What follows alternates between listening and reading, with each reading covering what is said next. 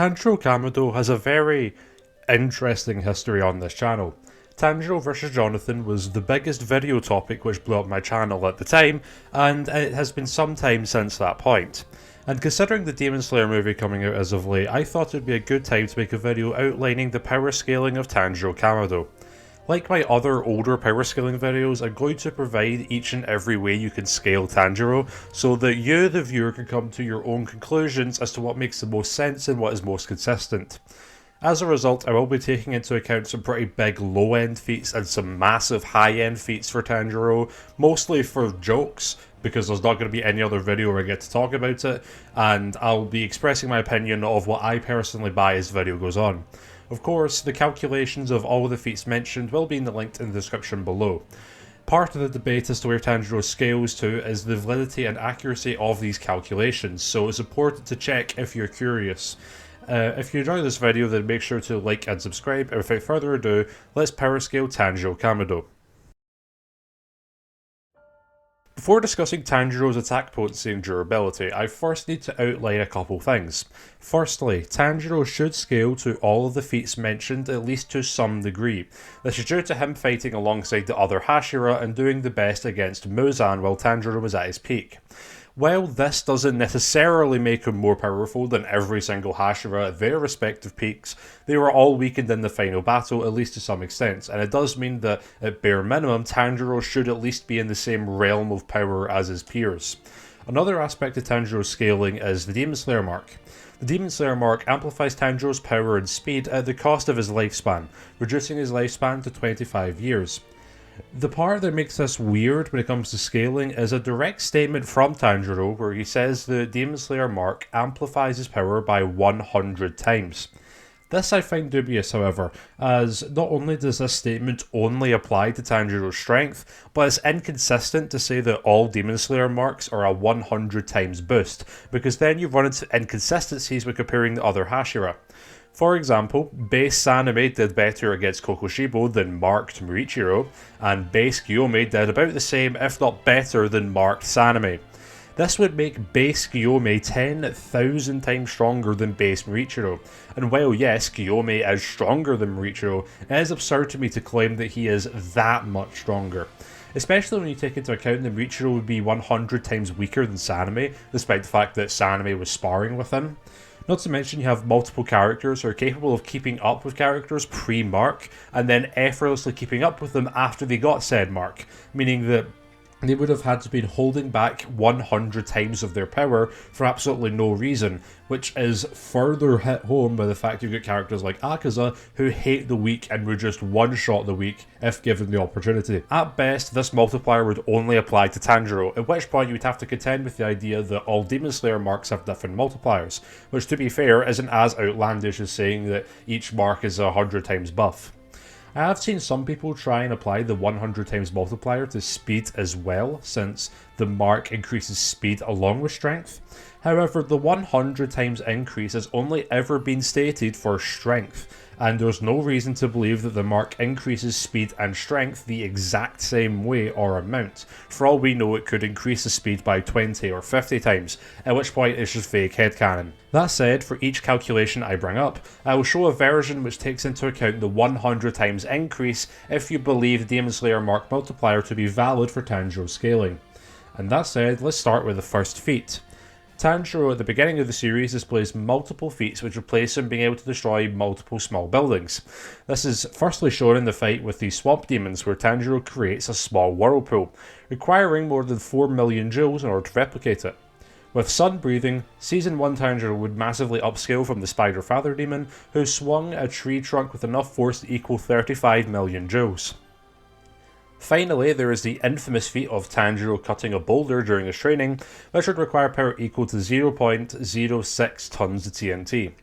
Further into the series, there are even greater feats into the higher ends of building level, such as Hantengu's clone destroying a building, Nakime destroying a building, and Tengen creating a large hole in the ground, all of these calculations ranging between 2 and 4 tons of TNT or large building level. Going into the city block level scaling, Nakame was capable of shaking the Infinity Castle, which, due to the sheer size of the visible space, would require at least 15 tons of TNT in order to replicate it. Muzan, while off guard, does survive the Ubuyashiki Mansion's self-destruction, which, in the anime, was so powerful it would equal 17 tons of TNT. Scaling to this feat is a little bit more questionable, however, since, well, yes, Muzan was off guard. He not only needed his regeneration in order to survive, but Tanjiro fought a massively weaker version of this Muzan. Not to mention that Rengoku's 9th form created a large fiery explosion equal to 17.78 tons of TNT, so you can still scale up to that level of power even without that feat. The last city block level feat to mention is of Weakened Doma, who is capable of creating a large ice structure, calculating out to 135 tons of TNT. For a while it was contested if anyone should scale to this, but considering Inosuke and Kano could cut through it, added on top of the fact they were able to withstand attacks from it, and the fact that the Weakened Muzan is still considered the strongest demon, the scaling should still apply in my opinion. In my personal opinion, this is a good and safe low-end scaling for Tanjiro, but now let's talk about town level scaling. This is where the feats begin to get a little bit more questionable, but I think there is at least some merit to them. There is the implication that Nakame was capable of sustaining the entire Infinity Castle, seeing as it completely capitulated and was destroyed upon her death, calculating out to 5.8 kilotons of TNT. There is also Gyutaro's final explosion, which has multiple different calculations, with the lowest end putting it at 2 kilotons of TNT, the mid end putting it at 8 kilotons of TNT, and a high end of 29 kilotons of TNT. Saname's wind breathing is also stated to be like a typhoon or a tornado.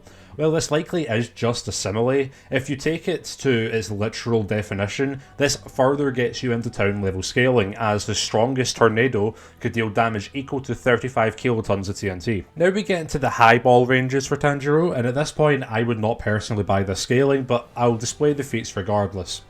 Firstly, Muzan could create a supposed earthquake, with calculations putting it between 1.5 megatons of TNT and 64 megatons of TNT, ranging from small city to city level respectively. This has problems due to the sheer ambiguity of the feat, and honestly we'll just have to wait for the movie to come out in order to properly digest what the feat actually is. Until then, I don't think you can really buy it. Moving on, you can take a statement about the Hino Kamikagura being literally the power of the sun, at which point you can get Demon Slayer characters to being able to destroy large islands. But I hope I don't have to explain why this scaling is flawed. Finally, let's talk about high universal Demon Slayer scaling. Mostly for memes, but it's also weirdly consistent, yet so wrong, which is why I find it so funny. Because there are multiple characters who are stated to have infinite strength, added on top of the Infinity Castle, which one could interpret as being truly infinite. Looking into speed, Tanjiro at the beginning of the series was able to dodge sound waves, requiring him to move at 200 miles per hour. But this is literally nothing by comparison to the higher feats of the series.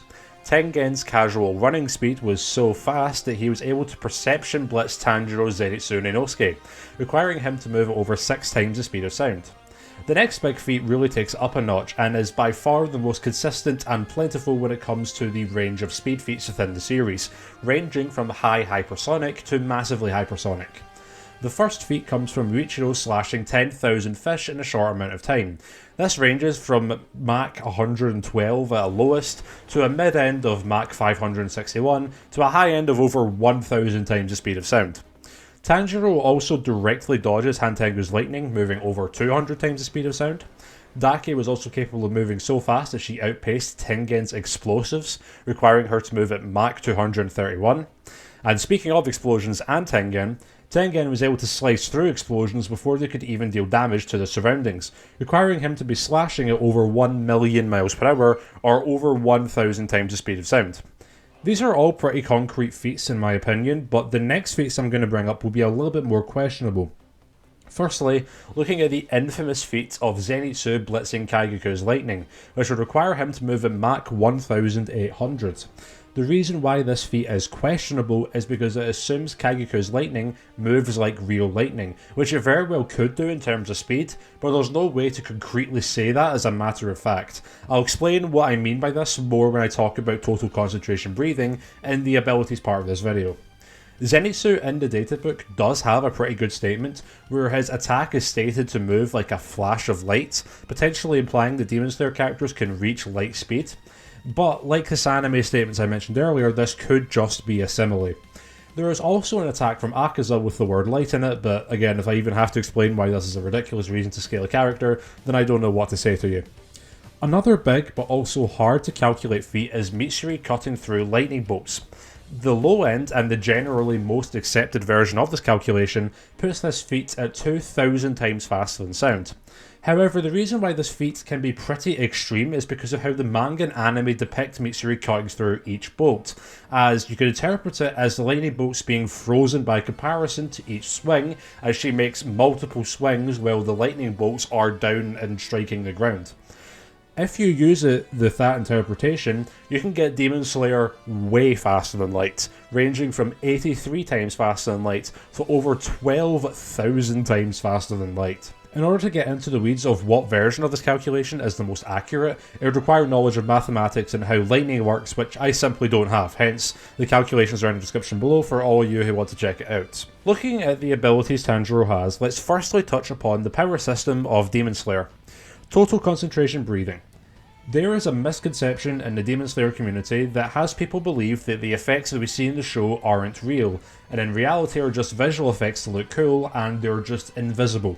This comes from an author statement which does seem to imply this, however this is a misunderstanding in the context of the story. Don't get me wrong, I'm not saying that the effects are literally the element that they are supposed to emulate, but that they are just literal tangible effects which can emulate what the elements are supposed to be in certain ways. For example, Zenitsu's lightning doesn't shock anybody, but it does allow him to move with the momentum of lightning. Similarly, Tanjiro's water breathing can be used to deflect attacks or stop a fall, but it does not make everything around him literally wet. I went more detail about this in a video a while ago, which will be linked in the description and the iCards. It is a bit old, but I go into a lot more detail about specific instances where the effects literally have to be tangible and they literally have to affect the world around them. So I recommend watching that video as well. Tanjiro has a lot of versatility with his total concentration breathing, such as being able to negate regeneration, create after images and illusions, and further amplify his own speed in bursts.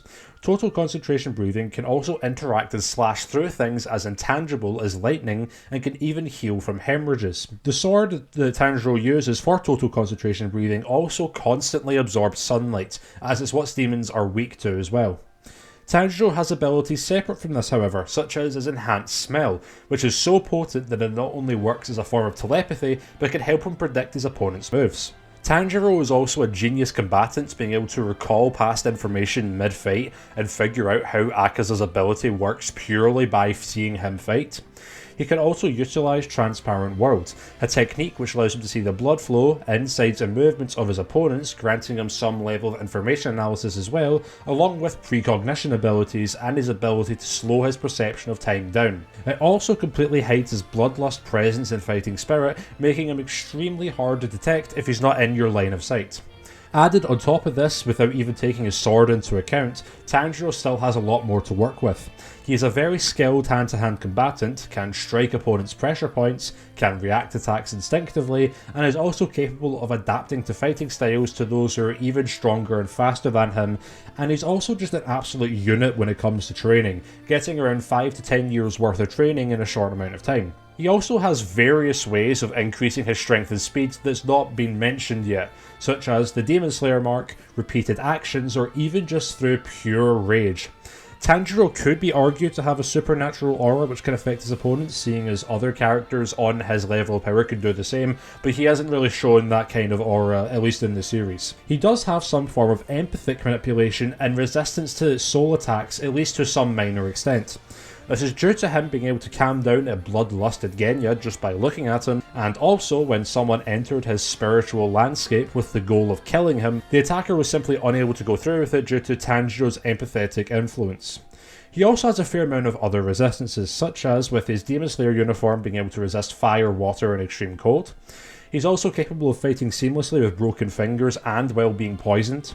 He can also fight Muzan, whose aura is so terrifying that it'll make you paralysed in place and start bleeding internally. He also can withstand sound attacks and can also somewhat resist sleep and dream manipulation, seeing as he's able to recognise when someone's put him to sleep and wake himself up. So overall, where does Tanjiro scale? In the lowest possible end, in my opinion, Tanjiro can be in the city block to multi-city block level ranges. The mid-end scaling, I would place him at town level, with an absolute highball at the city level scaling, although calling it a highball is putting it lightly in my opinion. If you enjoyed this video, make sure to like, subscribe, and I'll see you all next time.